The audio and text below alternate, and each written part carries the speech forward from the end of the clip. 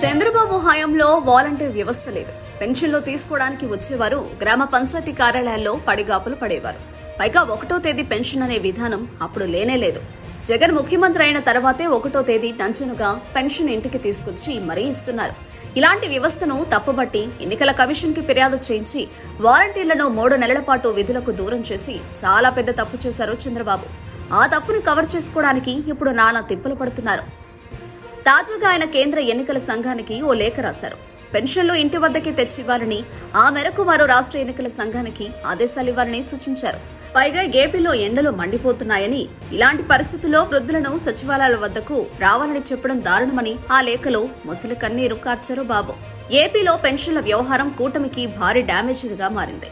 ఇంటి వద్ద పెన్షన్లు ఆగిపోవడానికి ప్రధాన కారణం చంద్రబాబు అనే విషయం లబ్ధిదారులందరికీ అర్థమైంది. పైగా వాటిని ఆపేసింది మేమేనంటూ ఆదిరెడ్డి వాసు లాంటి నేతలు డప్పు కొట్టుకుంటున్నారు.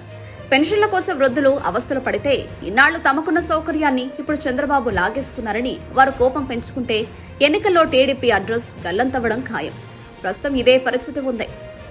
అందుకే ఆ నెపం వైసీపీపై నెట్టేందుకు, ఈసీపై వేసేందుకు బాబు ప్రయత్నాలు మొదలుపెట్టారు. పెన్షన్దారులందరికీ ఇళ్ల వద్దే నగదు ఇవ్వాలని ఈసీకి రాసిన లేఖలో ఆయన పేర్కొన్నారు. సామాజిక పెన్షన్ల పంపిణీ అనేది ప్రభుత్వ బాధ్యత అని ప్రస్తావించారు. ఆ బాధ్యతను సీఎం జగన్ సక్రమంగా నిర్వహించకుండా దురుద్దేశంతో వయోవృద్ధులు, దివ్యాంగులను అవస్థల పాలు చేస్తున్నారని ఆగ్రహం వ్యక్తం చేశారు చంద్రబాబు. చంద్రబాబు హయాంలో 1 నెలైనా పెన్షన్లు ఇంటికి తీసుకెళ్లి ఇచ్చారా? ఒక్కసారైనా 1వ తేదీ సక్రమంగా పెన్షన్లు పంపిణీ చేశారా? మరి ఏ మొహం పెట్టుకుని ఇప్పుడు పెన్షన్లు 1వ తేదీ ఇవ్వాలి, ఇంటి దగ్గరకే వెళ్లి ఇవ్వాలని చంద్రబాబు అడుగుతున్నారు? ఇప్పటి వరకు జగన్ పాలనలో అదే జరిగింది కదా. నిమ్మగడ్డతో ఈసీకి ఫిర్యాదు చేయించి ఆ కార్యక్రమాన్ని ఆపడం దేనికి? ఇప్పుడు ఇలా ప్లాన్ రివర్స్ అయ్యేసరికి మొసలి కన్నీరు కార్చడం దేనికి? ఈ ప్రశ్నలన్నీ టీడీపీ నేతల్ని ఉక్కిరిబిక్కిరి చేస్తున్నాయి.